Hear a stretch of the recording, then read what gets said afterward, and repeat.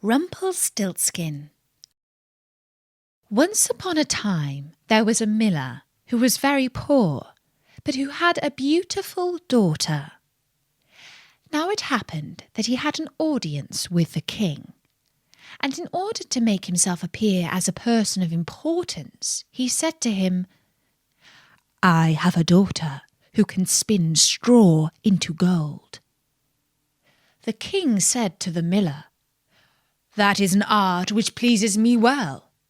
If your daughter is as clever as you say, bring her tomorrow to my palace, and I will try what she can do." And when the girl was brought to him, he took her into a room which was quite full of straw, gave her a spinning wheel and a reel, and said, "Now set to work. And if by tomorrow morning early you have not spun this straw into gold during the night, you must die." Thereupon he himself locked up the room and left her in it alone. So there sat the poor miller's daughter, and for the life of her could not tell what to do. She had no idea how straw could be spun into gold, and she grew more and more miserable, until at last she began to weep. But all at once the door opened, and in came a little man, and said, "Good evening, Mistress Miller. Why are you crying so?" "Alas," answered the girl, "I have to spin straw into gold, and I do not know how to do it." "What will you give me," said the mannikin, "if I do it for you?"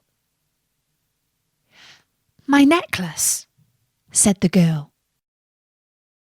The little man took the necklace, seated himself in front of the wheel, and whirr, whirr, whirr, 3 turns, and the reel was full. Then he put another on, and whirr, whirr, whirr, 3 times round, and the second was full too. And so it went on until the morning, when all the straw was spun, and all the reels were full of gold. By daybreak the king was already there, and when he saw the gold he was astonished and delighted. But his heart became only more greedy. He had the miller's daughter taken into another room full of straw, which was much larger, and commanded her to spin that also in one night, if she valued her life. The girl knew not how to help herself, and was crying, when the door again opened, and the little man appeared and said, "What will you give me if I spin that straw into gold for you?" "The ring on my finger," answered the girl.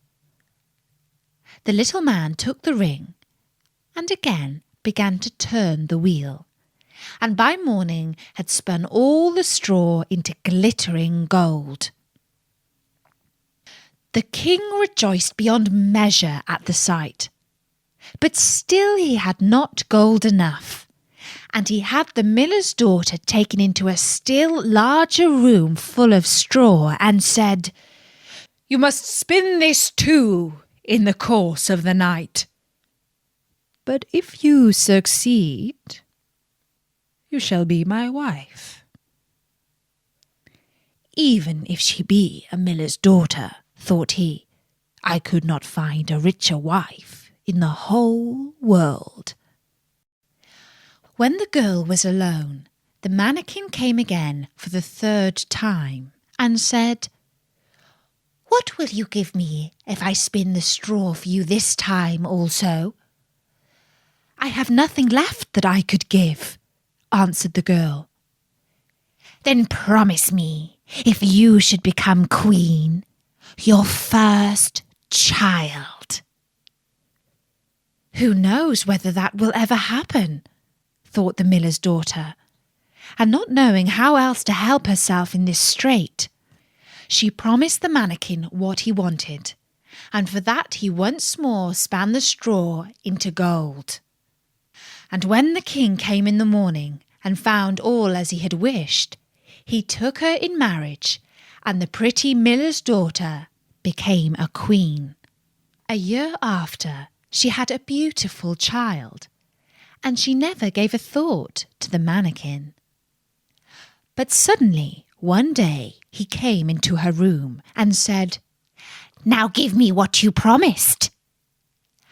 The queen was horror-struck and offered the mannequin all the riches of the kingdom if he would leave her the child. But the mannequin said, "No, something that is living is dearer to me than all the treasures in the world."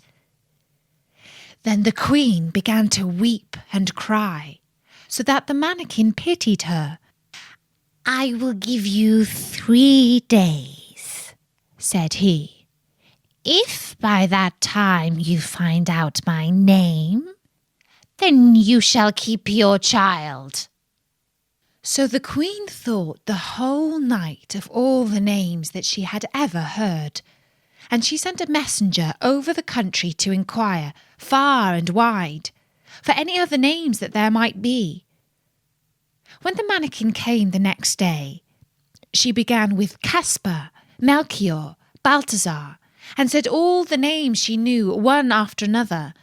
But to every one the little man said, "That is not my name." On the second day she had inquiries made into the neighbourhood as to the names of the people there, and she repeated to the mannequin the most uncommon and curious. "Perhaps your name is Shortribs or Sheepshanks or Laceleg." But he always answered, "That is not my name." On the third day the messenger came back again and said, "I have not been able to find a single new name, but as I came to a high mountain at the end of the forest, where the fox and the hare bid each other good night, there I saw a little house, and before the house a fire was burning, and round about the fire quite a ridiculous little man was jumping. He hopped upon one leg and shouted, 'Today I bake, tomorrow brew, the next I'll have the young queen's child. Ha! Glad am I that no one knew that Rumpelstiltskin I am styled.'" You may think how glad the queen was when she heard the name, and when soon afterwards the little man came in and asked, "Now, Mistress Queen, what is my name?" At first she said, "Is your name Conrad?" "No." "Is your name Harry?" "No." "Perhaps your name is Rumpelstiltskin?" "The devil told you that! The devil told you that!"